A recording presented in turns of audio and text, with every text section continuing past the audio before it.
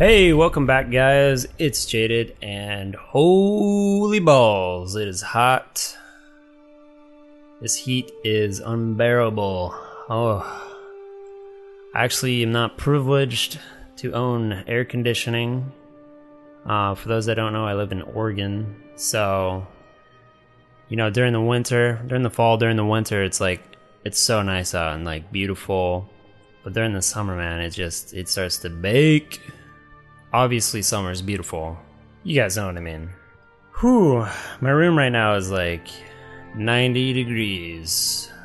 Anyways, so yeah, when I was editing the last episode and listening to myself talk, oh man, I don't know if you guys have done any commentary, or if you have, I'm sure you understand this.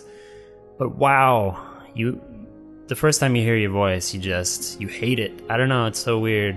And I caught myself saying after like so many things. So frustrating. Anyways, I'm sure I will continue to do so in this one. I'll definitely get better at that stuff. So yeah, let's get into it. First, I want to touch on a few things from the last show. Some stuff I talked about. And then we'll go from there. So first thing is guilds, and will they be in Diablo 3 or not? And I actually went back and watched Blizzcon from last year, from October. And there's a lot of stuff that I didn't even know got answered at that BlizzCon.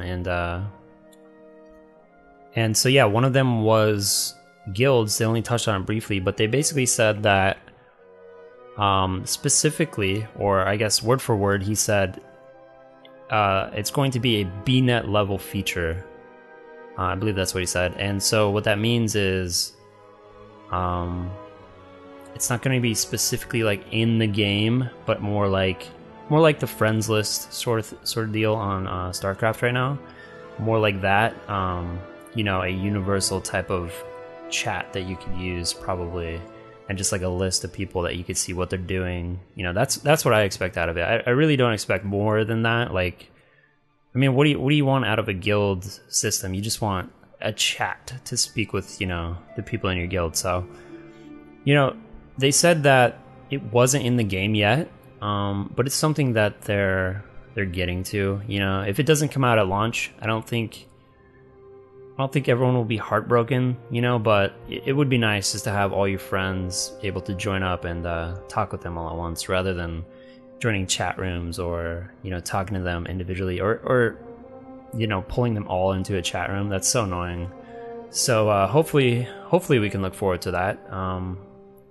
But yeah, that's guilds. And the second thing was the control scheme, which they talked about, the WASD movement, and in fact it won't be in the game, which surprised me at first. But when they mentioned the fact that it's only 4 ways to move your character, since you're looking at it from a stationary camera, it's not like a behind the back sort of deal like in WoW or any third person game where you're controlling the camera and you can aim with your mouse. You can't exactly do that when the camera's stationary. So the mouse just gives you much more precision. And they said that they did try to use WASD, and turned out it just was inferior, and they didn't want to support both ways of playing the game and having one just be worse than the other. So I totally agree with that, and I think it's them not falling victim to what they think players would want, and instead just making the best game that they know that they can. And that's cool. Blizzard has always been very smart, when it comes to controls, when it comes to interaction, UI, all that stuff. It all comes together for them in a way that really other games aren't on that level. We come to expect that now from Blizzard games. So, it kind of gives that Diablo authentic experience as well. If they had changed it, you kind of lose that this is Diablo, this is how we control the game sort of uniqueness that, you know, not many games control like Diablo. So that covers all of that from the last episode. Next, I want to talk about dual spec. And recently I was thinking about this when playing Diablo 2 a bunch, and just like the absence of it. And for those that don't know, in D2 they actually added a respec method a long time ago. I didn't know this when I started, so it's kind of a surprise to me. You know, back in the day we used to have to re-roll our characters if, you know, we placed one too many stat points in strength or something, you know, ridiculous, or misclicked, and, you know, that was dreadful. So I'm glad that they put respecing into D2, and that's a nice feature. And so yeah, as I was playing, I kind of wanted multiple builds, even though, you know, I'm just playing casually, I'm not really PvPing yet. But I did want to try out multiple builds and sort of compare them and not have to keep respecking, but rather just have, you know, a couple builds to play around with. Or, you know, on like a Sork, you don't always want like the same two elements, or maybe you just want like a pure Blizzard spec for killing one boss. So yeah, I thought about that a bunch, and they actually talked about it at last year's Blizzcon as well. So it's almost a year old now. But basically what he said was that if it makes sense for the game, they will add it. And they're not opposed to the idea.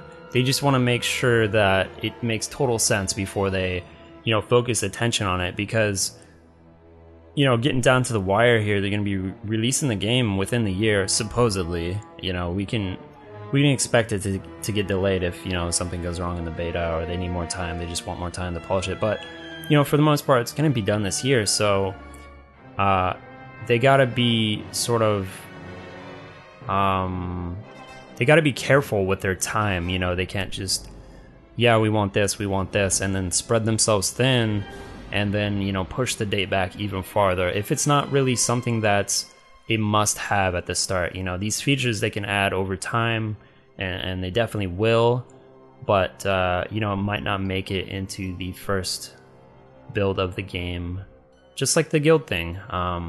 You know, they gotta watch where they put their manpower.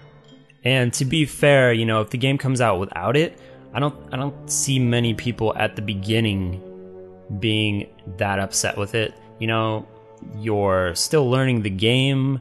You know, you have a bunch of different classes to try out. You know, there's still so much to learn that not having like a dual spec system. Dual spec system is very end game. You know, you want that for, hey, I'm gonna PvP now, let me spec this way, or hey, I'm gonna PvE now.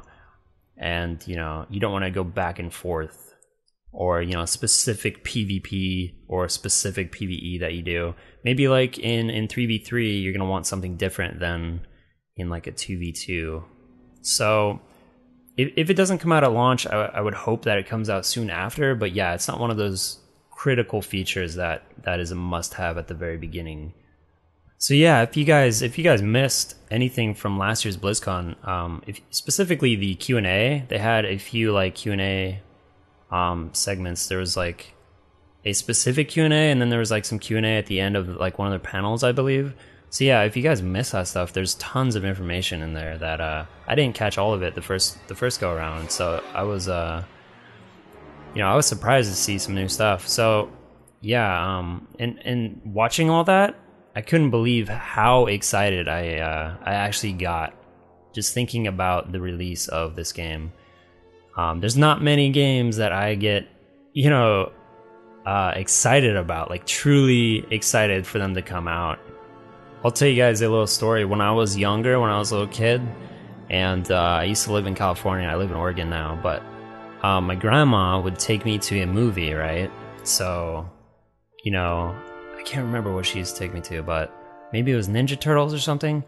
Anyways, I remember her asking me, you know, if I liked the movie. After the movie ended, she was like, did you enjoy that? I didn't see you. You don't look very excited about it.